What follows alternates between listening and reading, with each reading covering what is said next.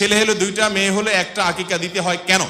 আকিকা সপ্তম দিনে দেওয়া সুন্নত, 7 দিন পরে না, সপ্তম দিনে।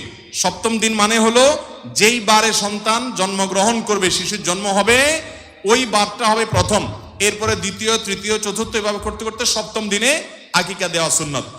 এটা হিসেব করার একটা সহজ বুদ্ধি হলো, ধরুন সন্তান রবিবারে জন্ম নিয়েছে, হিজরি বর্ষের রাত আগে আসে, শনিবার দিবাগত রাত আসে, এটা রবিবার ধরা হবে, বা রবিবার দিনে জন্মগ্রহণ করেছে, যেই বারে জন্মগ্রহণ করবে পরবর্তী সপ্তাহের আগের বারটা হবে আকিকার দিন।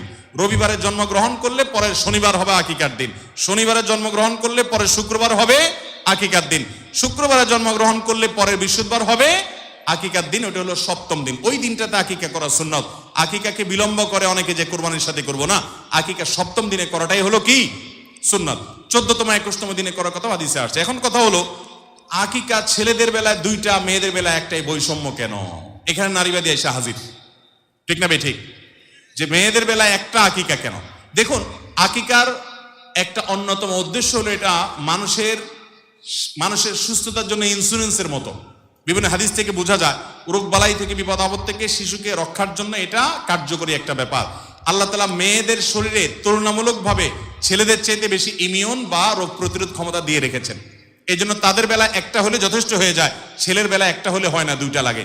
এখানে বৈষম্য না, আল্লাহর চাইতে আপনি বেশি বুঝেন না। এই জন্য আপনি দেখবেন যে ছেলেদের তুলনায় মেয়েরা দেখবেন যে হায়াত বেশি পায়, অসুস্থ ছেলেরা তুলনামূলক বেশি হয়। তাছাড়া ছেলেরা বাইরে কাজ করতে হয়, তারা নানা বিপদ আপদ, অ্যাক্সিডেন্ট, দুর্ঘটনার মুখোমুখি যতটা হয়, মেয়েরা তুলনামূলকভাবে ছেলেদের চাইতে এই ক্ষেত্রে সেফ থাকে। এই নানা কারণে ছেলেদের সেফটির প্রয়োজনটা আরো বেশি হয়, আশঙ্কা বিপদ আপদের আরো বেশি হয়, রোগবালাই আরো বেশি হয়, ইমিউন সিস্টেম কম হয়, বৈজ্ঞানিকভাবে এটা প্রমাণিত। এইসব নানা কারণে ছেলেদের জন্য দুইটা আর মেয়েদের জন্য একটা। এখানে বৈষম্য না। যারা আল্লাহর বিধানের পরে ঈমান রাখে, তাদের কাছে কোনো যুক্তি রাখে না, তারা আল্লাহ এবং তার রাসূল সাল্লাল্লাহু আলাইহি ওয়াসাল্লামের সবকিছু থেকে অকপটে মানে, ঠিক কিনা বলেন? এরপরে প্রশ্ন হলো, আমাকে আল্লাহ তাআলা 3 বার গুণবাচক নাম, আমাকে আল্লাহ তাআলা 3 বার গুণবাচক নাম 99টি মুখস্থ করে প্রত্যেক দিন ফজরের নামাজের পর একবার পড়ার তৌফিক দিয়েছেন। এখন আমার প্রশ্ন হলো, আসমাউল হোসনা বা আল্লাহর 99 নাম কিভাবে আমল করতে পারি এবং কিভাবে আমল করলে সওয়াব হবে? দেখুন, প্রথম কথা হলো, আল্লাহর 99 নাম, এটা আসলে বারবার আপনি পড়বেন, জিকির করবেন, এটার জন্য এই নামগুলো আসে নাই। আল্লাহর 99টি গুণবাচক নাম মুখস্থ করার ফজিলত আছে, এবং যে মুখস্থ করবে, এর অর্থ বুঝবে, এর প্রতি সে ঈমান আনয়ন করবে, সে জান্নাতে দাখিল হবে, ফজিলত আছে। কিন্তু এটার মূল উদ্দেশ্য হলো এই নামগুলোর প্রতি বিশ্বাস করা, ঈমান আনা। যেমন আল্লাহ তাআলার গুণবাচক নাম একটা আছে কাদির, আল্লাহ তাআলা সবকিছু করতে সক্ষম।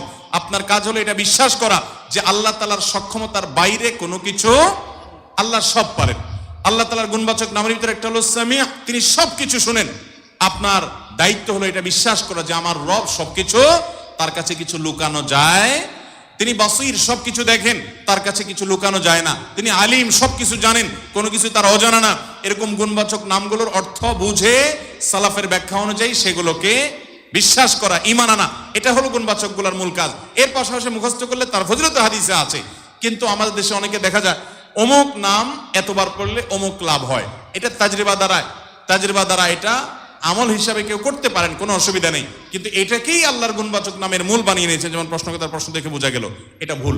যেমন আল্লাহ তাআলার গুণবাচক নামের ভিতরে অনেকগুলো নাম আছে, যে নামগুলো পড়লে, বারবার পড়লে আল্লাহ রাব্বুল আলামিনের ওই গুণের প্রভাবে আপনি উপকৃত হবেন, সেটা আপনি পড়তে পারেন, কোনো অসুবিধা নেই, আমলগুলো করেন, কোনো সমস্যা নেই। তো মূল কাজ হলো আল্লাহর গুণবাচক নামের অর্থগুলো জেনে সেটার উপর ঈমান আনয়ন করা, এই অর্থ সহকারে এই নামগুলো। আমাদের এই ভিডিওটি যদি আপনার ভালো লেগে থাকে, তাহলে ভিডিওতে একটি লাইক দিতে পারেন এবং আপনার প্রিয়জনদের সাথে শেয়ার করতে পারেন।